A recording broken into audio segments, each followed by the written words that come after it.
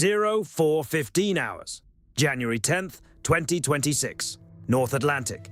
The vertical launch system aboard the Russian frigate Admiral Gorshkov ignites without warning. A 3M-22 Zircon hypersonic missile exits its cell on a column of fire visible from 30 nautical miles, accelerates through the cloud base, and begins climbing toward 28,000 meters. The target coordinates are already locked. The distance to RFA Tide Spring, a Royal Fleet auxiliary replenishment tanker sitting exposed in the northern sea lane with a crew of 58 and no meaningful defense against what is coming, is 340 nautical miles. At Mach 9, the math resolves to 47 seconds from motor ignition to impact. 47 seconds is not enough time to think. It is barely enough time to transmit a contact report. Captain Harrison's crew heard the launch signature on passive sensors, watched the radar return appear and fragment simultaneously as the plasma sheath surrounding the hypersonic warhead converted the incoming track from a solid return into a ghost, appearing on one scan, absent on the next, jumping positions between updates as the ionized air envelope absorbed and scattered radar energy faster than the Phalanx CIWS fire control processor could resolve a valid targeting solution. The Phalanx tracking system was designed in the late 1970s against subsonic sea-skimming threats. Mach 0.9, the Zircon was moving at 10 times that velocity. The disparity between what the defense system was built for and what it was being asked to intercept is not a gap, it is a category error. On the bridge, Harrison gave the only order that made physical sense: brace. But this requires context, because the Zircon launch did not happen in isolation, and the RFA Tide Spring did not become a target by accident.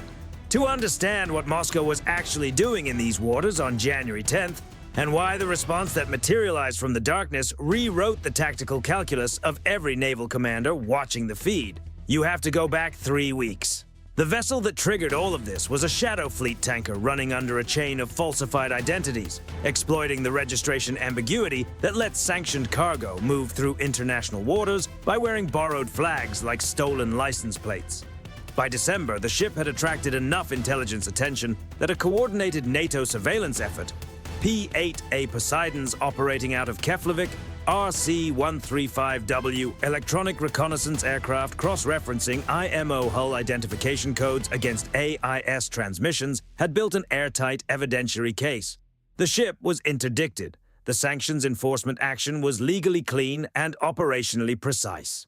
Moscow's response to the loss of a ship it officially claimed no connection to was a strategic overreaction that told analysts everything they needed to know about how dependent the Kremlin's shadow logistics network had become on that route. Admiral Gorshkov departed Severomorsk on January 8th, accompanied by a Yasen M-class nuclear attack submarine. The notice to mariners filed with international maritime authorities described the deployment as a routine technical patrol. The formation's actual heading and the positioning geometry it established over the following 36 hours described something with considerably more specific intent. The Tide Spring was selected as a target for the same reason a boxing trainer selects a heavy bag rather than a sparring partner when they want to demonstrate a punch.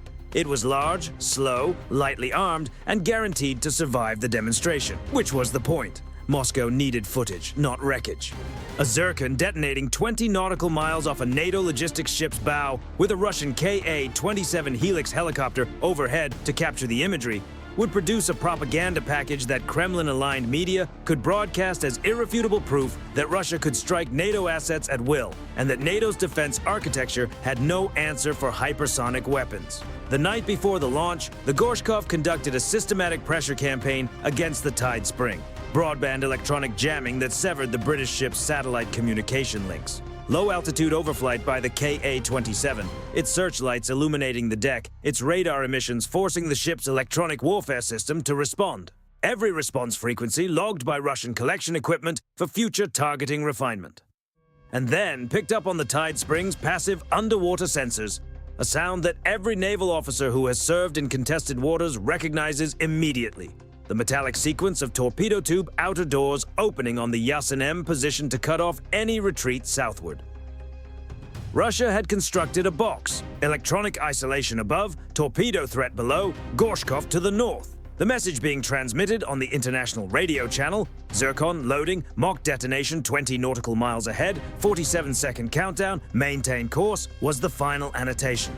Russia was not trying to sink the Tide Spring. Russia was trying to make the Tide Spring's crew understand, in terms that would be reported to every NATO capital within the hour, that there was nothing standing between a British ship and a Mach 9 warhead, except Moscow's current willingness to demonstrate rather than destroy. In your assessment, does that distinction between a demonstration strike and an actual combat strike make the Zircon threat more manageable or less? The answer shapes everything about how you think about hypersonic deterrence. Drop your view in the comments. At 04:15:30, the Zircon's scramjet motor reached full operational thrust at altitude and the warhead began its terminal descent. The plasma sheath thickened as aerodynamic heating intensified, the compressed air ahead of the nose cone reaching temperatures that would vaporize most structural materials and render the warhead's radar cross-section essentially unreadable to any tracking system designed before the hypersonic era. The phalanx on Tide Spring's deck rotated, acquired nothing coherent, and continued rotating. 20 nautical miles from the ship's bow, the Zircon impacted the North Atlantic at Mach 9. Water does not compress. At that velocity, the ocean surface is functionally equivalent to reinforced concrete. The kinetic energy released at impact generated a water column visible on satellite imagery and a pressure wave that struck the Tide Spring's hull hard enough to knock unsecured equipment from shelves and throw standing crew members off their feet. The ship remained intact. The crew was uninjured. The Ka-27 had its footage. The Russian captain's assessment in the immediate aftermath was that the operation had succeeded completely. The psychological objective achieved. The data collected. The demonstration recorded. He had not yet processed the information that his own electronic warfare suite was about to deliver. The Gorshkov's Poliment Redoute radar system began registering contact anomalies at 04:17 hours. Returns that did not match the profile of any vessel in the tactical picture the crew had been building for the past 36 hours. The returns were small, radar cross-sections consistent with surface contacts roughly 1/20th the size of a conventional warship. Moving at 34 knots from the west, unlit, with no superstructure above the waterline to generate the thermal signature that would normally distinguish a surface combatant at this range. What emerged from the jamming corridor on both flanks of the Gorshkov were USV Ranger and USV Mariner, medium unmanned surface vessels from the U.S. Navy's Ghost Fleet Overlord program. No crew, no bridge, no human being aboard either hull making a decision that survival instinct could influence. Each vessel displaces roughly 500 tons and is capable of 38 knots, 9 knots faster than the Gorshkov at full military power, with fuel state already reduced from the transit. The Ghost Fleet had been positioned 4 hours earlier by the same P-8A that had been monitoring the Gorshkov's formation since departure from Severomorsk. It drifted passively within the no-NOTAM zone Russia had declared, treated by Russian sensors as debris or marine traffic, until the Zircon launch provided the legal threshold for active positioning. Within 90 seconds of emergence, USV Ranger had closed to 500 meters off Gorshkov's starboard beam. Its vertical launch system hatches opened, SM-6 missile rounds elevated into ready position. Here is the geometry problem the Russian captain now faced. The Zircon and Calibre cruise missiles in Gorshkov's VLS require a minimum arming and trajectory stabilization distance of several kilometers before their warheads are live, and their guidance systems have resolved an accurate terminal solution. At 500 meters, a Zircon launched from Gorshkov's deck would not arm. The debris field from the launch motor alone would return to the ship at velocities sufficient to cause catastrophic structural damage. The Gorshkov's deck gun could theoretically train on the USV, but the Aegis-derived fire control system aboard the unmanned vessel processes targeting solutions in milliseconds, and the Gorshkov's gun elevation and traverse takes 5 to 10 seconds of mechanical movement before the barrel reaches bearing. Before the Russian weapon officer completed the motion, the SM-6 launch sequence would have already run to completion.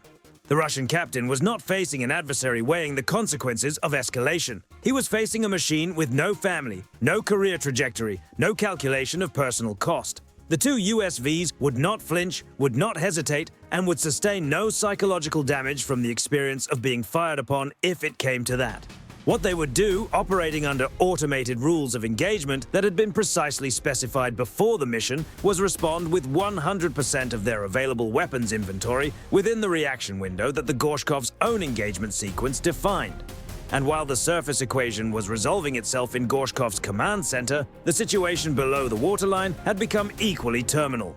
An Orca extra-large unmanned underwater vehicle had closed to within a few hundred meters of the Yasen M's propeller section and emitted a single active sonar ping, not a search ping, not a ranging sweep. One pulse from a position directly in the submarine's baffles at a bearing and range that communicated a precision of tracking that the Yasen M's passive sonar had not detected during the approach. The acoustic message required no translation. We have been here the entire time, and we are close enough that the engagement solution is already computed. The Yasen M's torpedo tubes were open. Firing required rotating the hull to bring the tubes to bear, which meant maneuvering, which meant the Orca's track would update in real time as the submarine moved, and the engagement solution would remain valid throughout the maneuver. There was no firing geometry that improved the Yasen M's position. There was only the option of closing the tube doors and departing. On Gorshkov's bridge, the automated broadcast from USV Ranger arrived on the International Guard frequency. The language was precise, the delivery interval exactly 30 seconds, and the course alteration specified, 030 degrees, would take the Gorshkov northeast, away from both the tide spring and the unmanned vessel formation. The broadcast did not threaten. It stated, "Russian warship, your weapons are within our automated defense perimeter." Course alteration to 030 degrees required immediately. The RFI tide spring, which had repositioned during the standoff, was now sitting 800 meters behind the USV formation. To engage the British ship, the Gorshkov would have to engage the unmanned surface vessels first. To sink 2 robotic hulls in order to threaten a logistics ship and have the entire sequence documented by every optical and electronic sensor that NATO had positioned in the area would produce an evidentiary record that no Russian government spokesperson could reframe as defensive action. The Russian captain's hand came off the launch authorization control. The Gorshkov's course changed to 030. The engines pushed to maximum available power, and the frigate's exhaust produced the thick black smoke signature that accompanies high-demand propulsion operation. Visible, recorded, and distributed to NATO partner nations before the ship had traveled 10 nautical miles on its new heading. The Yasen M closed its torpedo tube outer doors and began a deep descent toward the thermal layer below.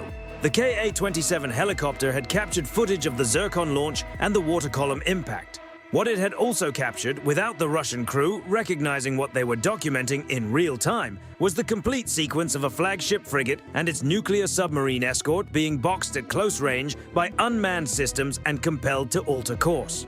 That footage, combined with the electro-optical and radar recordings from the tide spring, the P-8A and the USVs themselves, was released by US European Command within 4 hours of the engagement's conclusion.